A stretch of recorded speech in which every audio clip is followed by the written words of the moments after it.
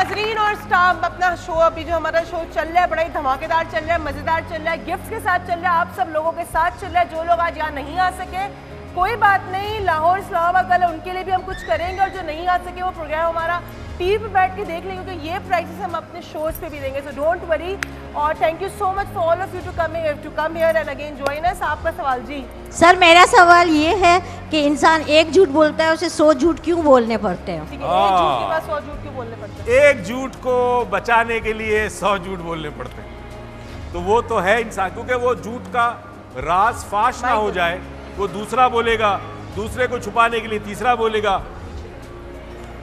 तो ये एक अच्छा, ये सिलसिला, it's a chain, right? It's a chain. You can not finish this chain, you can not get out of this chain. और एक मुझे बताइए, विशियस साइकिल में अगर बंदा एक दफा फंस जाए और निकलना चाहे तो बदनामी के अलावा आई डोंट थिंक कि कोई और रास्ता है। देखिए, दो चीजें हैं, इंसान फैसला कर ले कि यहाँ लोगों की गालियां सुननी है या ऊपर मार से बचना है।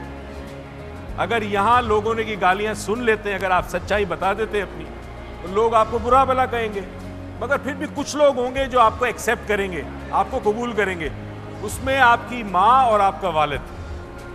माँ किसी हाल में आपको रिजेक्ट नहीं करेगी, तो कोई तो दुनिया में होगा कि अगर आप अपनी सच का इजहार कर देंगे तो वो आपको एक्सेप्ट कर लेंगे।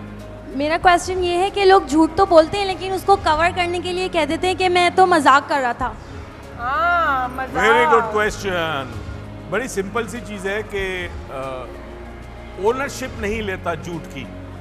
देखिए, एक बात बताऊं, झूठा आदमी अगर ओनरशिप ले ले, कबूल कर ले कि मैं झूठा था, ये भी किरदार की बात होती है। कुछ किरदार है, मगर कुछ लोग इतने कमज़ोर होते हैं कि जब देखते हैं कि झूठ पकड़ा जाएगा या सामने से कोई जवाब आएगा तो फौरन कह देते हैं मैं तो मजाक कर रहा था। बहुत ही कमज़र्फ लोग होते हैं, बहुत ही कमज़ोर लोग होते हैं, और कैरेक्टर बहुत ही वीक होता है। अच्छा जी, आपका सवाल? आज का बहुत अच्छा टॉपिक है, लेकिन अब हाँ, जो ये झूठ हमारी नस्लों में कैंसर की तरह फैल गया है, तो अब कोई ऐसा लाया अमल इख्तियार करें उस्तादों के लिए, वालिदैन के लिए, कि आने वाली नस्ल इससे किसी हद तक बच सके। बड़ा अच्छा सवाल है कि झूठ हमारे अंदर और हमारे आने वाली नस्लों के अंदर इस तरह पेवस्त हो चुका है। चंद चीजें जो आप अभी से कर सकते हैं, यहां से जाने के बाद,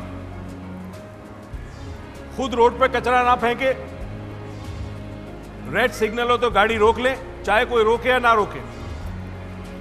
आपकी गाड़ी में बैठे हुए बच्चे या दूसरे लोग ये चीज नोटिस करेंगे कि आप कानून के पाबंद हैं और फॉलो करते हैं। जब आप कचरा नहीं गिराएंगे तो आपके साथ अगर आपके बच्चे होंगे वो भी सीखेंगे, बल्कि अगर आप किसी को गिराते हुए देखें तो उसके पास जाएं और उसके सामने वो कचरा उठा के आप खुद डाल दें, वो शख्स शर्मिंदा हो जाएगा। अगर हम सब ये करना शुरू कर दें तो हमारी नई नस्ल, उम्मीद है कि वो झूठ कम से कम बोले। मैम, आपका सवाल करीब करके। अस्सलाम वालेकुम। मेरा सवाल ये है कि बहुत से लोग अपने बेटों के रिश्ते झूठ की बुनियाद पे करते हैं, क्या वो रिश्ते कायम रहते हैं? झूठ की बुनियाद पर जो रिश्ता होता है वो कायम तो रह सकता है, क्योंकि झूठ भी एक बंधन है सच की तरह, मगर इंसान के अंदर जो एक रूहानी तरक्की होती है, हर रिश्ते से रूहानी तौर पर आप ऊपर बढ़ते हैं, वो तरक्की आपकी नहीं होती, रूहानी तौर पर आप आगे नहीं बढ़ते। सही। अच्छा जी सर, आपका सवाल? सर मेरा सिंपल सा सवाल है कि कोई भी चीज़ अडॉप्ट करने के लिए, ख्वाह वो अच्छाई है या बुराई, उसके लिए मुस्तकिल मिजाजी ज़रूरी है, तो इस मुस्तकिल मिजाजी को मुस्तकिल करने के लिए क्या लाया अमल इख्तियार किया जा सकता है? मुस्तकिल मिजाजी, इसको अंग्रेजी में कहते हैं परसिवेरेंस। परसिवेरेंस एक बहुत बड़ी क्वालिटी होती है, तो जो झूठ बोलता है वो भी मुस्तकिल मिजाजी से बोलता है, ठीक है, और वो आदी हो जाता है। हमारा आज का मौजू ये है कि हम अगर झूठ बोलते हैं तो अपने आप से एडमिट करें और इसको आज से एक अहद कर लें हम कि हमने झूठ नहीं बोलना। तो अगर ये अहद के मामले में हम मुस्तकिल मिजाजी से काम लें, इस अहद को बार बार याद रखें, मैं तरीका बताऊंगा एंड में, ठीक है, तो दैट विल हेल्प जी। Which kind of aesthetics should we do daily to after reading Quran, after prayers in the morning? and simultaneously eating food. Which kind of mood and daily routine should we adopt? Routine, okay. In order to be truthful, सच बोलने के लिए मेरे ख्याल में आपको बहुत सारी इंस्पिरेशन मिल सकती है। टेलीविजन पे बहुत सारे अच्छे प्रोग्राम्स होते हैं जिससे आप इंस्पायर हो सकते हैं। अच्छी किताब पढ़े, किताबों का साथ दें, कोई भी ऐसी चीज़ पढ़े, देखें या सुने जो आपको इंस्पायर करे। आपके अंदर का जो असल इंसान है कि जिसकी फितरत में परवरदिगार ने बड़ी आला शय रखी है, उस इंसान को ताकतवर करे, उसको जगाए, तो फिर झूठ से मुकाबला हो सकता है। आपका सवाल। अस्सलाम वालेकुम सर, मेरा नाम सना है और बहुत खुशी हुई इस प्रोग्राम को देखकर और खासकर हेल्थ टीवी के और सब कुछ के एफर्ट्स देखकर, आपकी एफर्ट देखकर बहुत मज़ा भी आ रहा है इस प्रोग्राम में। और मैं ये कहना चाहूँगी कि मेरा जो क्वेश्चन है वो ये है कि आपको अपनी लाइफ में कितने झूठ का इस्तेमाल करना पड़ता है?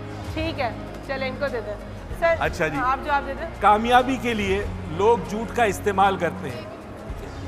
अब क्या कामयाबी जिंदगी के अंदर किस मयार क्या है कामयाबी का?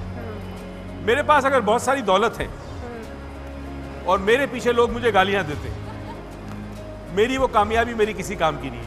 कामयाबी वो है कि मैं दुनिया से जब चला जाऊं तो लोग मेरे जाने के बाद मुझे अच्छे अल्फाज में याद करें, वो कामयाबी है। आज फिरौन मर गया, फिरौन को कामयाब जी। अस्सलाम वालेकुम डॉक्टर साहब से जो है कहना चाहता हूँ कि मैं 300 किलोमीटर दूर से सफ़र करके आपके लिए आया हूँ। हैदराबाद से आए? नहीं, मैं सक्खर से। खैरपुर से आए जी, तालियां खैरपुर से आए। तो मेरा आपसे सवाल ये है कि क्या झूठ बोलने से सेहत और उम्र पर कोई असर पड़ता है? झूठ बोलने से क्या जबरदस्त बात की आपने, एक ऐसा इंटरेस्टिंग सवाल पूछा है। अच्छा, मैं इसका जवाब दूं, पहले सुनिए ये सवाल और इसका जवाब सुनिए। इंसान 3 चीजों से बनता है, एक जिस्म, एक जान, एक रूह। रूह के बारे में बहुत ज्यादा तफसील नहीं पता। जो जान होती है वो एक सेल की तरह है। आप टॉर्च में सेल डालते हैं ना, अच्छा अगर टॉर्च मेड इन चाइना है तो सेल जो है वो बहुत जल्दी खत्म हो जाता है, ये फैक्ट है।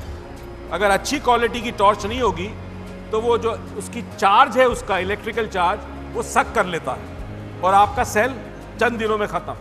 अच्छी क्वालिटी की टॉर्च होगी, उसमें सेल आप डाल के भी रखें, वो सेल का चार्ज खराब नहीं होगा, निकलेगा नहीं वो। इसी तरह झूठ है, जो आपको अल्लाह ने जान दी है, इसको हम जिंदगी कहते हैं, ये कोटा दिया है, किसी को नहीं पता किसको कितनी उम्र दी है।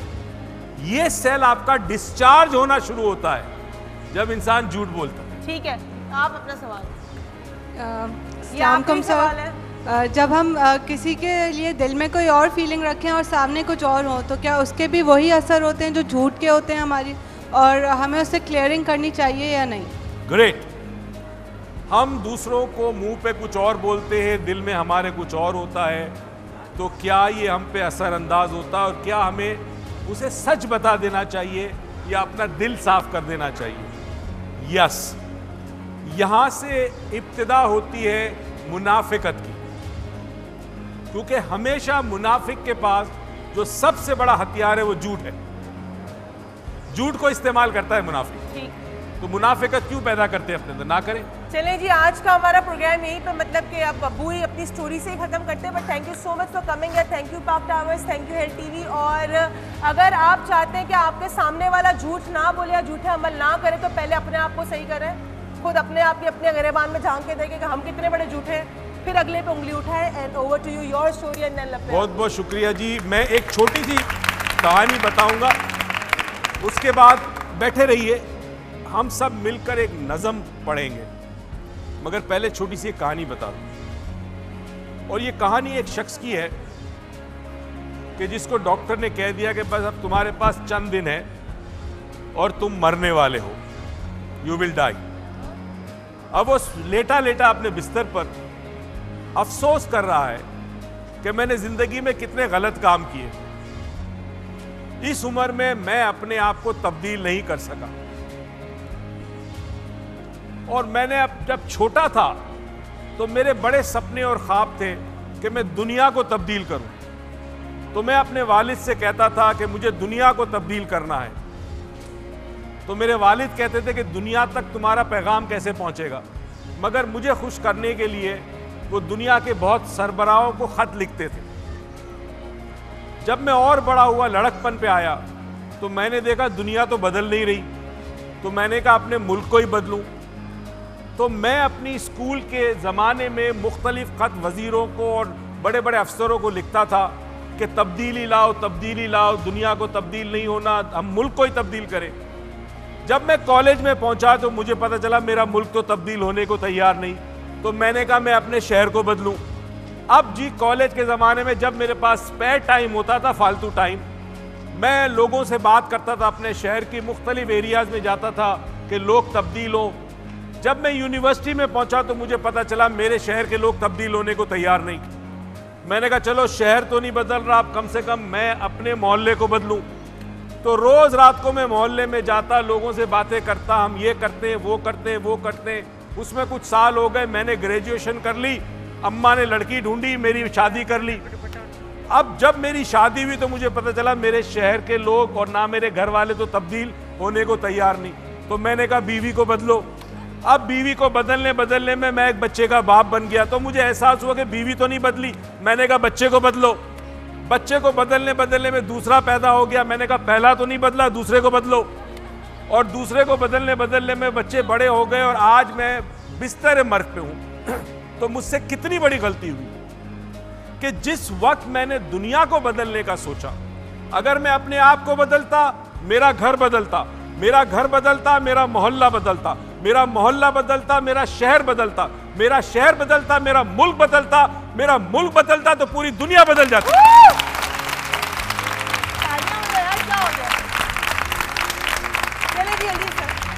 मिलके नज़म, चले जी खड़े हो जाइए, हम मिलके नज़म पढ़ते। लब पे आती है दुआ बन के तमन्ना मेरी, जिंदगी शम्म की सूरत ओ खुदाया मेरी, दूर दुनिया का मेरे दम से अंधेरा हो जाए, हर जगह मेरे चमकने से उजाला हो जाए, से यूं ही मेरे वतन की ज़ीनत जिस तरह फूलों से होती है चमन की ज़ीनत, मेरे अल्लाह बुराई से बचाना मुझको, नेक जो राह उसी राह पे चलाना मुझे। बहुत बहुत शुक्रिया, बहुत बहुत शुक्रिया। Thank you very much. Love you all, thank you for coming.